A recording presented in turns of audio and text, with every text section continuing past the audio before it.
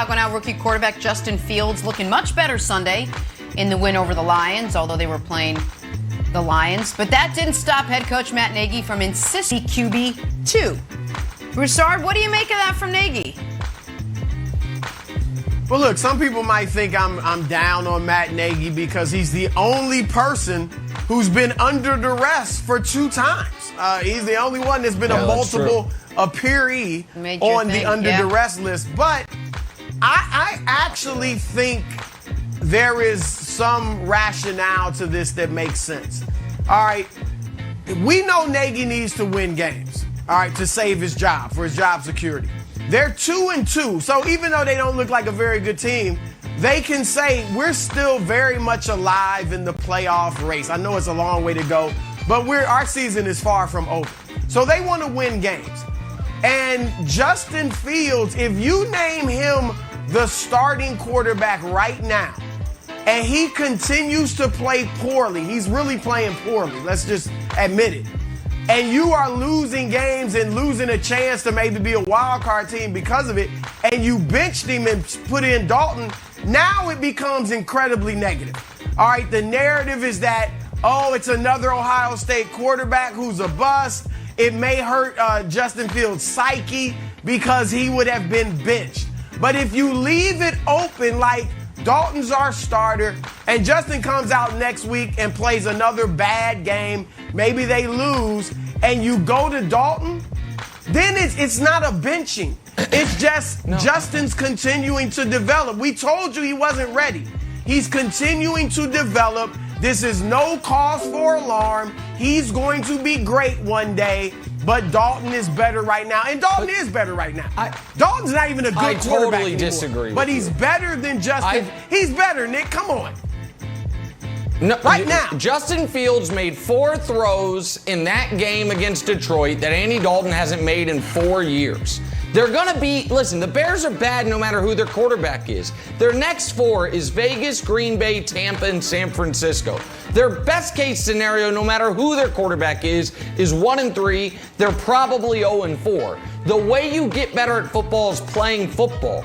And the Bears do not have the explosive playmakers to score enough points with the Andy Dalton dink and dunk offense. We had Allen Robinson say it after week 1 or week 2 where he's like, well, it's hard when we're only running 10 yards and we're not running past the sticks. Show the spray charts. Andy Dalton week 1, Justin Fields week 4. Andy Dalton, oh, that's a lot of green. Yeah, all at the line of scrimmage, scored 14 points. Justin Fields, those 4 passes, 20-plus yards down the field, Andy Dalton can't make those anymore. And okay, so yeah, they're going to, guess what, Wilds? The Bears are going to lose to bad teams good teams all year. They're not a good team themselves. Justin, they scored 24 points in that game against the Lions. Justin Fields made some elite level throws. You go with it. Andy Dalton's not good. It's not a Jimmy Garoppolo situation. Andy Dalton stinks. Once they're clearly out of it, go with Justin. But right now, they're still trying to win, Nick, and I don't blame them. Andy Dalton doesn't help you win. Dalton's status, we don't even know if it's Andy Dalton. His status is still up in the air. It'll be determined this weekend. We'll see. Bears head to Vegas to face the Raiders. We head to New England now, though. The decision to kick from 56 yards out by Bill Belichick. Chiefs don't. All right, Brandon Staley, the new head coach, we know what he did as a DC last year with the Rams, had them playing the best defense in the league, and now he's done that with the Chargers. They have moved from a poor defense last year to being a top 10 defense at least this year. I mean, the Raiders had run roughshod over teams offensively in the first 3 weeks of the season, and they ran into a brick wall in the first half yesterday. They got some things going in the second half, but overall, the Chargers pretty much shut them down. And then, now you would say, Nick, well, they're not going to shut down Pat Mahomes. And I'll give you that, although they held him to 24 points a week ago. But yeah, the Chiefs will be able to score against the Chargers' good defense. But the Chargers can score too. Justin Herbert is looking like one of the best quarterbacks in the league. So you're not just facing a team that plays great D but can't score. They can score on you too, especially that sorry defense that Kansas City has. And Nick, let me give you this stat before you go. The Chiefs are giving up more than 3 points per possession, all right, per drive by the opponent.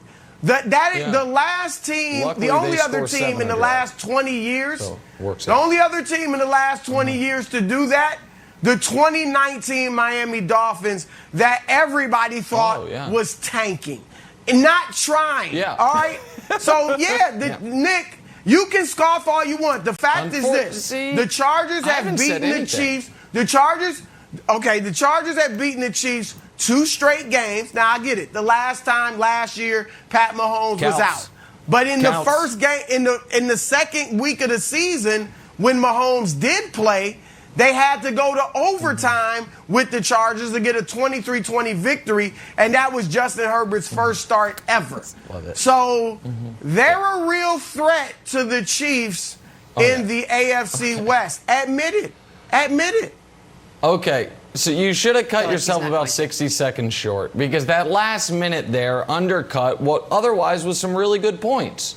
Brandon Staley has proven to be an excellent coach. I don't know if people are paying attention, but he understands fourth downs. He understands time and score and situation as well as any coach in the league, and he's only coached 4 games. So that's a check mark in their favor. Why is the defense better? Well, a number of reasons, but most notably Derwin James, who when he has played, which has been brief in his NFL career due to 2 brutal injuries, he is one of the best players at his position in the whole league. And of course, Joey Bosa is a superstar. So all of those things track and all of those things make sense. And I am actually glad that when it comes to the AFC West, we are now discussing the only other team in the division that actually matters. It was fun when Colin had the Broncos as the 4th best team in football, but we all knew they were frauds. And it was nice talking about, the Raiders.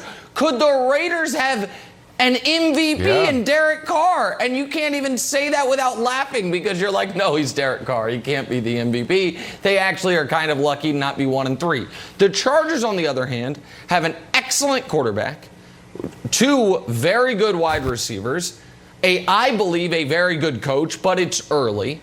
And so, the Chargers will be sticking around. However, where Broussard lost the plot a bit was, sometimes a stat is so jarring, it actually refutes itself. So when you give me the Chiefs have the worst defense since a Dolphins team that was tanking, some people hear that and like, oh my God, the Chiefs are screwed. Smarter people hear that and say, oh, well, that's a small sample size issue. The defense will, by definition, get better. Meanwhile, the Chiefs' offense, 3 points per possession sounds good. It's tough, though, when the team you're up against scores 7 of possession, because that's what a touchdown is. Maybe miss an extra point here and there. Call it 6.5. And here's the last thing, Wilds, and here's what is going to end up being the critical issue for the Chargers. Winning road games is hard in this league. Playing 17 of them is impossible. And what was my biggest takeaway from last night? Every game all year, the Chargers are on the road.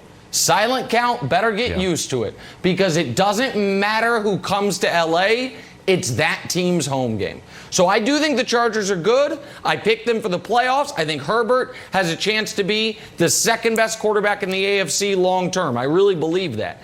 But for a guy who has minimal experience, for a coach who has minimal experience, for a franchise that with this coach and quarterback has obviously never been to the playoffs, and every game you play is a road game, no, this is a 10-7, 11-6 team at best, and that's not winning the AFC West, my friend. Okay, so I want to make fun of the Chiefs, but first I want to acknowledge that is a great point. And I want to speak right to Chargers fans. First of all, Chargers fans, I'm glad you're up. They don't exist. 4:30 in the morning in the West Coast. They have to exist. Then they have to make some. You have to start giving away. Take out. You know, They're people in love San the t-shirt Diego. cannon. Take out the t-shirt cannon and just go to anywhere. And like, we need Chargers fans. The poor guy. I think there was a stat yesterday. It was 77% Raiders fans. There's tons of Cowboys fans. Like, you need to have Chargers fans in the building. It's a nice stadium. Maybe I'll go out there, become a Chargers fan, even though my team is still great. Okay. Nick, real Wilds, quick. before you make fun of me, hold on. Before you make fun of me, fix your microphone. I think it fell or something because we're having a hard time hearing you. Fix your microphone before you make fun of me, and then we can discuss this more because I want to hear you making fun of me properly. You're fine. Go ahead. Go ahead. I'm sorry. Sometimes I get so fired up. Chargers fans, I said to buy tickets. Okay, stand by. All right.